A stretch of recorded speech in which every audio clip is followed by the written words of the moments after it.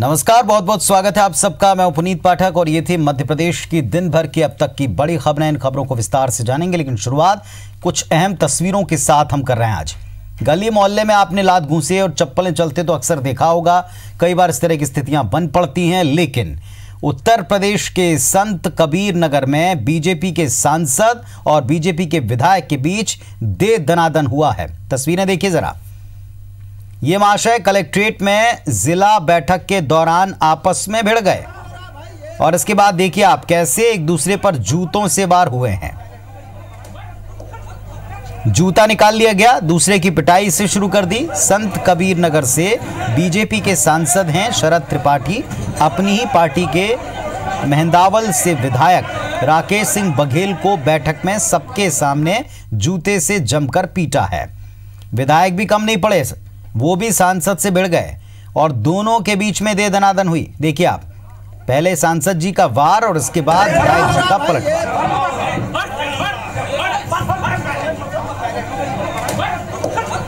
कोई किसी से कम नहीं, देखिए किसी से कम नहीं। ये जनप्रतिनिधि हैं, जनता ने इनको चुना है।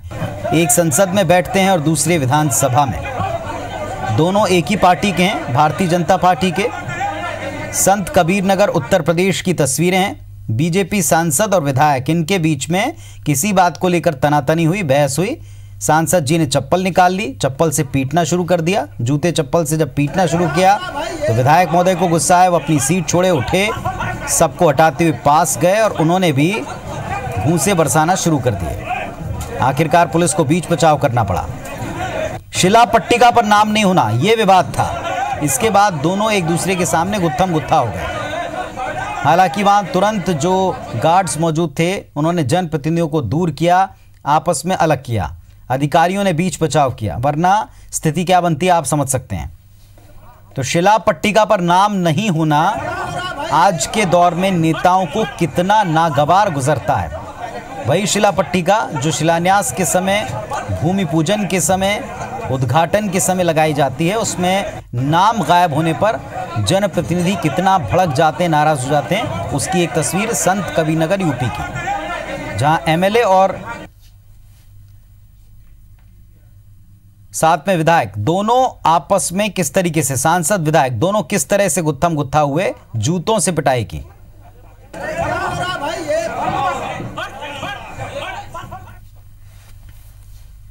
चलिए मध्य प्रदेश की खबरों पर आते हैं। मध्य प्रदेश की business city, commercial capital Indore स्वच्छता में एक बार फिर सारे देश में अव्वल बना है।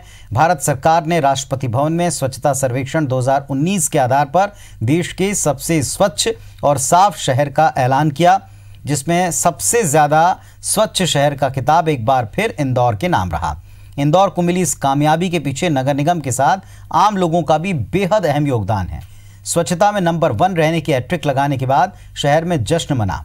आम लोगों के साथ साथ नगर निगम के अधिकारियों कर्मचारियों ने काफ़ी खुशी मनाई है, जश्न मनाते हुए देखे गए हैं। पूर्व मुख्यमंत्री शिवराज सिंह चौहान ने खुशी जताकर इंदौर वासियों को बधाई दी, धन्यवाद दिया।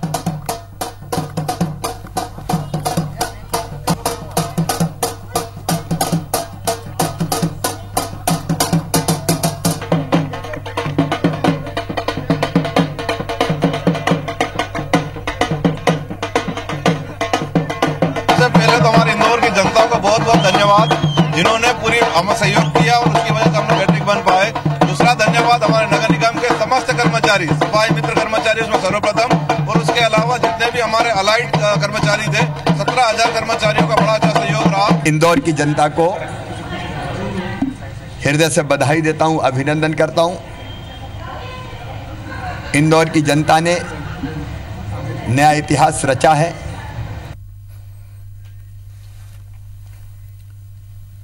मध्य प्रदेश की राजधानी भोपाल को भी स्वच्छता सर्वेक्षण सर्वे के आधार पर क्लीनेस्ट कैपिटल का अवार्ड मिला, जिस पर शहर के युवाओं ने खुशी जाहिर की। IBS 24 से बातचीत में यूथ ने कहा कि ये भोपाल शहर के लोगों के सपोर्ट के बिना मुमकिन नहीं होता।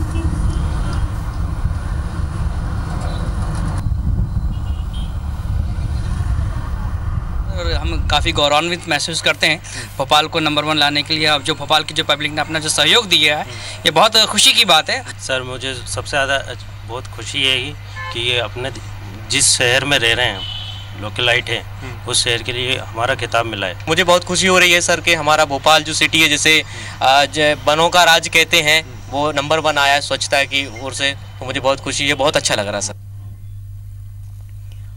मुख्यमंत्री कमलनाथ ने आज शहडोल में बाणगंगा स्थित मैदान पर जय किसान ऋण माफी के हितग्राहियों को प्रमाण पत्र बांटे। मुख्यमंत्री कमलनाथ के साथ शहडोल के प्रभारी मंत्री ओमकार सिंह मरकाम और पंचायत ग्रामीण मंत्री कमलेश्वर पटेल, आबकारी मंत्री बृजेंद्र प्रताप सिंह भी मौजूद रहे। संबोधन के दौरान मुख्यमंत्री कमलनाथ ने शिवराज सरकार पर जमकर हमला बोला। कमलनाथ ने कहा कि उन्होंने सिर्फ घोषणाएं करने का काम किया। कमलनाथ मोदी पर निशाना साधते हुए यहाँ तक उन्होंने कह दिया कि वो सिर्फ घोषणा करते हैं, इसके अलावा आज तक उनकी कोई भी योजना धरातल पर नहीं दिखी है। हमारी सरकार कोई घोषणा की सरकार नहीं है। अभी मुझे कहा जा रहा था इसकी घोषणा कर दो, उसकी घोषणा कर दो, मैं घोषणा नहीं करता। हमारी विज्ञापन और घोषणाओं की सरकार नहीं है, हमारी तो वचन की सरकार है, और जो हमने अपने वचन पत्र में कहा है हम करके ही छोड़ेंगे। मध्य प्रदेश सरकार अपने वचन पत्र में किए गए एक और वायदे को जल्दी ही पूरा करने जा रही है।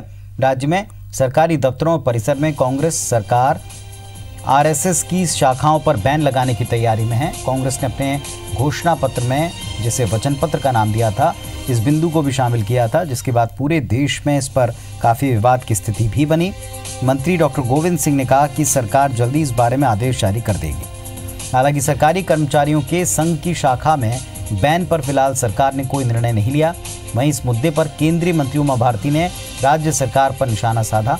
उमा भारती ने मुख्यमंत्री कमलनाथ और दिग्विजय सिंह को आरएसएस की शाखाओं में जाने की नसीहत भी दी। उमा भारती ने कहा कि संघ की शाखाओं में जाने से दिग्विजय सिंह का आतंकी प्रेम खत्म होगा।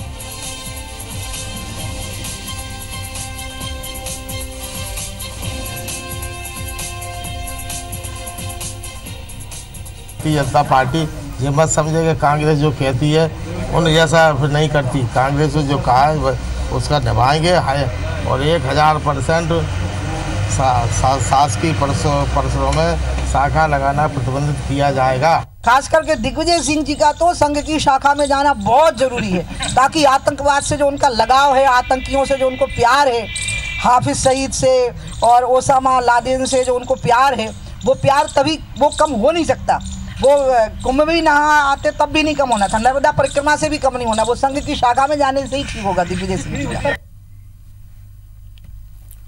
ग्वालियर में संघ प्रमुख मोहन भागवत के नेतृत्व में होने वाली 3 दिवसीय बैठक का एजेंडा तय हो गया। संघ प्रचार प्रमुख अरुण कुमार ने बताया कि 3 दिन तक चलने वाली बैठक में देश के वर्तमान परिदृश्य, भारत पाकिस्तान संबंध, वायुसेना एयर स्ट्राइक पर चर्चा हो सकती है। हालांकि बैठक का मुख्य उद्देश्य संघ के विस्तार को लेकर चर्चा है। ग्वालियर में 8 से 10 मार्च तक आरएसएस की केंद्रीय प्रतिनिधियों की बैठक होने जा रही है, जिसमें हिस्सा लेने के लिए संघ प्रमुख मोहन भागवत और अन्य पदाधिकारी ग्वालियर पहुंच गए हैं। वे यहां पर 10 मार्च तक रहेंगे। साथ ही बीजेपी के राष्ट्रीय अध्यक्ष अमित शाह संघ की बैठक में 9 मार्च को शामिल हो सकते हैं। 3 दिवसीय अखिल भारतीय प्रतिनिधि सभा की बैठक की प्रस्तावित प्रस्तावों की सूची बनाई जा चुकी है। इस बैठक के दौरान केंद्रीय कार्यकारिणी, क्षेत्रीय प्रांतीय टोलियों से मोहन भागवत संवाद करेंगे।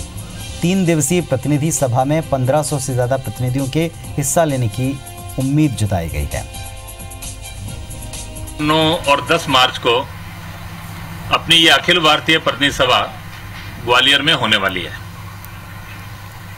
वर्ष में एक बार ये बैठक होती है और संघ की ये निर्णय लेने वाली सर्वोच्च संस्था है। सामान्यतः वर्ष भर जब विचार चलता है, चिंतन चलता है, तो आगे के सब निर्णय जो भी होने होते हैं इस बैठक में होते हैं। एक बड़ी खबर भोपाल से हमको मिल रही है। मध्य प्रदेश में सरकारी कर्मचारियों को तोहफा मिला। कमलनाथ सरकार ने 2% महंगाई भत्ता बढ़ा दिया है। 1 जुलाई 2018 से बढ़ा हुआ महंगाई भत्ता मिलेगा। राज्य सरकार ने इस बाबत आदेश जारी कर दिया। चलिए, एक बड़ा तोहफा मिला है सरकारी कर्मचारियों को, महंगाई भत्ता। इसमें 2% का इजाफा सरकार ने कर दिया है। जुलाई 2018 से इसका लाभ कर्मचारियों को मिलेगा। 2% महंगाई भत्ता बढ़ गया। 1 जुलाई 2018 से इसका लाभ मिलेगा। नवीन हमारे सहयोगी जुड़ गए हमारे साथ में। नवीन, क्या अपडेट है? प्रदेश के सरकारी कर्मचारियों पेंशनरों को बड़ी सौगात है। मध्य प्रदेश सरकार की तरफ से 2% DA बढ़ाया है और ये बड़ी सौगात के तौर पर देखा जा रहा है और हजारों कर्मचारियों को इससे फायदा मिलेगा। सबसे खास बात पुनीत की न केवल कर्मचारियों को बल्कि जो पेंशनर्स हैं उनको भी 2% DA का फायदा मिलेगा और कमलनाथ ने इसके मध्य प्रदेश के मुख्यमंत्री कमलनाथ ने इसके आदेश जारी कर दिए हैं।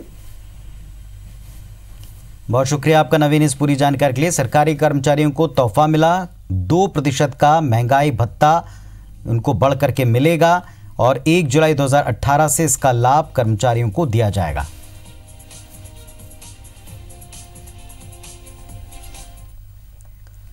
चलिए IBC 24 की नई मुहिम की बात करते हैं। मध्य प्रदेश छत्तीसगढ़ में सरोकारों को मंच देने का काम हमेशा IBC 24 ने किया और अब की बार इस नई मुहिम का नाम है IBC 24 जन कारवां। मकसद है मध्य प्रदेश के जिलों की समस्याओं और मुद्दों को मुखरता से उठाना। IBC 24 जन कारवां आज मध्य प्रदेश के अनूपपुर जिले में होगा, जहां जन चौपाल लगेगी। यहां की समस्याएं क्या हैं, मुद्दे क्या हैं, इस पर पूरा डिटेल बात करेंगी वहां की जनता। रात 9:30 बजे अनूपपुर से देखिएगा जन कारवां। IBC 24 जन कारवां। चुनाव है सामने और बिछ गई है सियासी बिसात। क्या बचेगा बीजेपी का गढ़ या कांग्रेस देगी करारी मार? क्या है जनता के जज्बात, आदिवासियों के मन की बात? नर्मदा नगरी अनूपपुर से देखिए जन कारवां मेरे साथ सिर्फ IBC 24 पर। तो इस बुलेटिन में फिलहाल इतना ही। खबरों अपडेट्स के लिए आप जुड़े रहिए IBC 24 के साथ। नमस्कार।